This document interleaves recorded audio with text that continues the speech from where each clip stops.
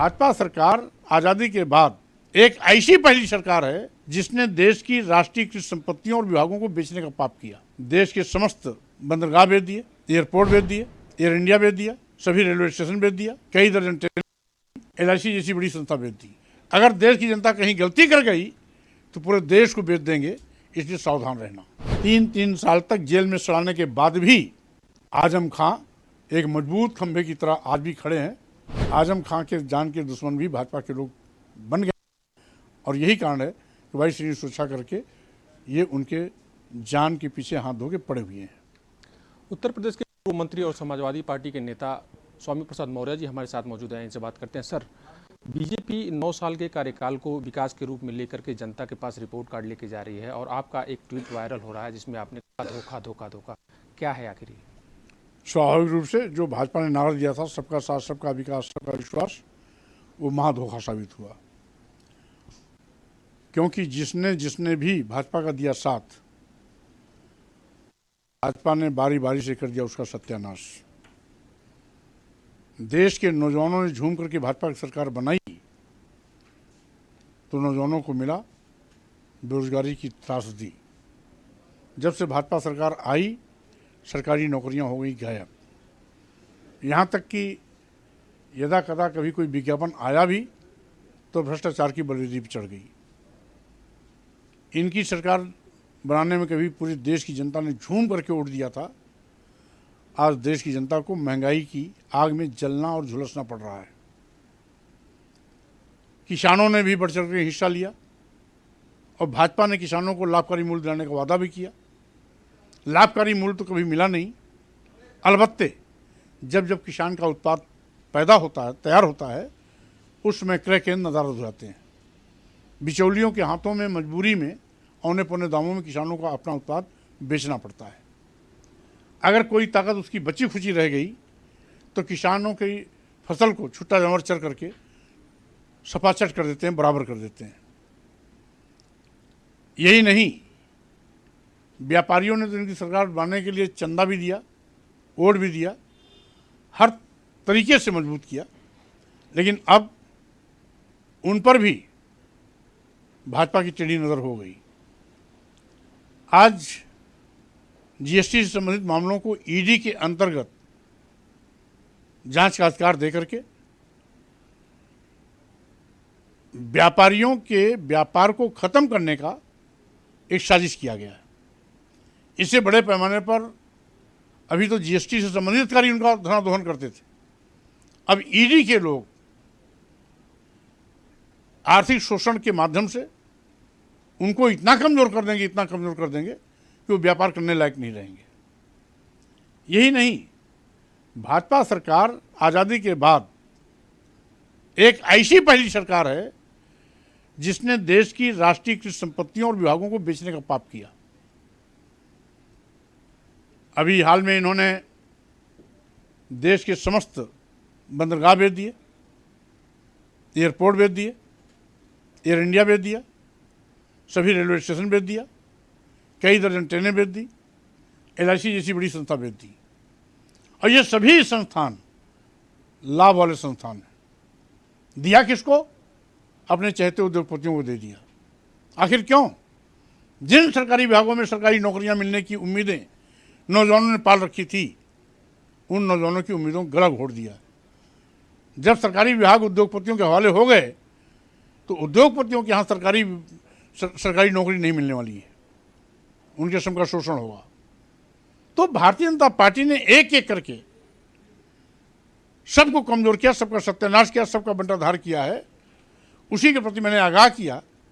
अभी तो इन्होंने कुछ विभागों और कुछ राष्ट्रीय संपत्तियों को बेचा है।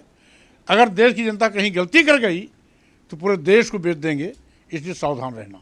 सर, आपने बेरोजगारी की बात कही, जबकि बीजेपी का कहना है कि हर महीने नियुक्ति पत्र वितरण कार्यक्रम चल रहा है। क्या लग रहा है बीजेपी का ये दूसरा कार्यकाल है? योगी सरकार काम कर रही है और रोजगार देने की बात कर रही है। जो जनसंख्या है उसके सापेक्ष रोजगार घटा है या बढ़ा है, क्या दिख रहा है? रोजगार बेइंतहा घटा है, क्योंकि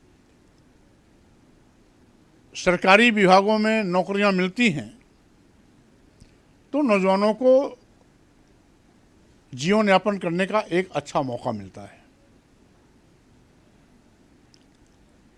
काम आप अभी भी नौजवान से लेंगे 8 घंटा, मेहनताना क्या देंगे? 8,000, 9,000, 10,000। इस महंगाई में 8,000, 9,000, 10,000 में कौन सा व्यक्ति किराए के घर में रह करके अपना खाना पीना खा सकता है, कपड़ा पहन सकता है? और मान लीजिए अपना खा पी भी लिया तो अपने माता पिता को क्या बाहर घर से निकाल देगा? अपने बीवी बच्चों को क्या स्कूल नहीं भेजेगा? उसे कपड़ा नहीं चाहिए, उसे खाना पीना नहीं चाहिए? 8,000 रुपया, 9,000 रुपया, 10,000 रुपया पाने वाला एम्प्लॉय कहाँ से लाएगा? कितना पाएगा? तो जब खुद के खाने के लाले हैं तो उसके बीवी बच्चे और क्या खाए पिएंगे? स्कूल कैसे जाएंगे? कपड़े कैसे बनेंगे? माता पिता क्या खिलाएगा पिलाएगा? तो स्वाभाविक रूप से ये श्रम का शोषण है और बेरोजगार नौजवानों का मजाक। सर देखा जाए तो समाजवादी पार्टी के कद्दावर नेता थे शिवपाल यादव, उनकी सुरक्षा व्यवस्था को घटा करके जेड से वाई कर दिया गया और आज जो खबर आ रही है कि आजम खान की सुरक्षा व्यवस्था को ले लिया गया, वाई श्रेणी की सुरक्षा व्यवस्था को। बार बार लगातार वो कह रहे हैं कि उनकी जान को खतरा बना हुआ। स्वाभाविक रूप से उनकी जान का खतरा था भी, है भी। 3 साल तक जेल में सड़ाने के बाद भी आजम खां एक मजबूत खंभे की तरह आज भी खड़े हैं, न टूटे हैं न झुके हैं, और आज भी मजबूती के साथ खड़े हैं। तो स्वाभाविक रूप से भाजपा ने अब एक नया तिक्रम रचा है वाई श्रेणी सुरक्षा हटाने का, और वाई श्रेणी सुरक्षा हटाने का मकसद है कि जिस तरीके से आज अपराध जगत के गुंडे माफिया अपराधी जगह जगह सरकार के इशारे पर आपराधिक कृत्य कर रहे हैं, उन्हीं बाहरी गुंडों के माध्यम से आजम खां के जान के दुश्मन भी भाजपा के लोग बन गए हैं। और यही कारण है कि वाई श्रेणी सुरक्षा करके ये उनके जान के पीछे हाथ धो के पड़े हुए हैं। सर यूसीसी को लेकर के बीजेपी आई कि यूसीसी देश में लागू किया जाए और सबको एक तरह से जो संवैधानिक अधिकार है वो मुहैया कराया जाएगा। यूसीसी को लेकर आप क्या सोचते हैं? देखिए, इस पर सबसे पहले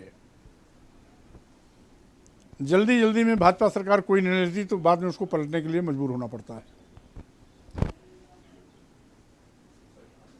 इस सरकार ने कभी 1,000 के नोट बंद किए थे और 2,000 नोट की चालू किए थे।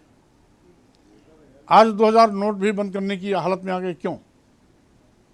इसलिए कि इन्होंने जल्दी में फैसला तो ले लिया और उल्टे इनके गले की हड्डी बन गई, आज वापस ले रहे हैं। तो स्वाभाविक रूप से यूसीसी लागू करने के पहले सबकी सहमति लेना आवश्यक है। सभी धर्मों, सभी पंथों के लोगों के साथ बैठना चाहिए। यहाँ तक कि हमारा देश विभिन्न संस्कृतियों का है, विभिन्न जातियों का है, विभिन्न पंथों का है, विभिन्न धर्मों का है, विभिन्न बोल भाषा और विभिन्न वेशभूषा का है। इसे सभी को, सभी वर्गों के प्रमुख लोगों के साथ बैठ करके आम सहमति बनानी चाहिए और आम सहमति के बाद लागू करेंगे तो शायद सरकार को बैकफुट पर नहीं जाना पड़ेगा। अन्यथा 2,000 नोट की तरह फिर से इनको अपने निर्णय को बदलने के लिए मजबूर होना पड़ेगा। सर ओम प्रकाश राजभर का कहना है कि जिस हिसाब से महाराष्ट्र में एनसीपी टूटी है, समाजवादी पार्टी के कई ऐसे नेता हैं जो टिकट पाने के लिए उनके संपर्क में है कि वो बीजेपी के साथ जुड़े और टिकट पाएं। ऐसे में वो ये जो कह रहे हैं इसमें कितनी सच्चाई है? अब वो न समाजवादी पार्टी के प्रवक्ता हैं, न समाजवादी पार्टी के प्रभारी हैं, न समाजवादी पार्टी के पदाधिकारी हैं। तो समाजवादी पार्टी के बिहाफ पर वो बयान कैसे दे सकते हैं? और न वो भाजपा सरकार में है कि हमारी लूपोल सारी जानते हो, और कोई संपर्क में होगा भी तो भाजपा बेहतर जानेंगे कि ओम प्रकाश राजभर बेहतर जानेंगे। इसलिए ये बच्चों का मजाक जैसा बयानबाजी करना ओम प्रकाश जी की आदत बन गई है। वो न कभी गंभीर बात करते हैं और न खुद गंभीर रहते हैं। वो हमेशा हल्के फुल्के बयान देने के आदी हैं, वही बयानबाजी कर रहे हैं। एक आखिरी सवाल, 2024 को लेकर समाजवादी पार्टी क्या कुछ रणनीति बना रही है और जो 80 सीटें हैं यूपी की, कितनी सीटें समाजवादी पार्टी जीतेगी?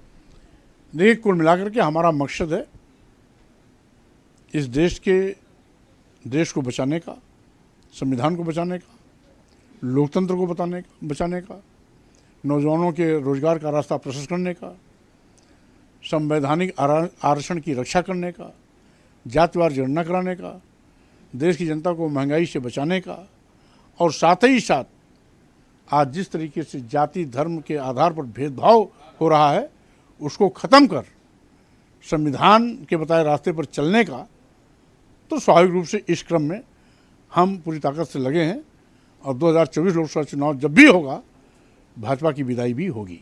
बात करने के लिए बहुत बहुत। तो ये थे स्वामी प्रसाद मौर्य जी, जिनका कहना था कि 2024 लोकसभा चुनाव में भाजपा की विदाई तय है। वीडियो जर्नलिस्ट नंदन वर्मा के साथ पंकज तिवारी, आज की खबर, लखनऊ।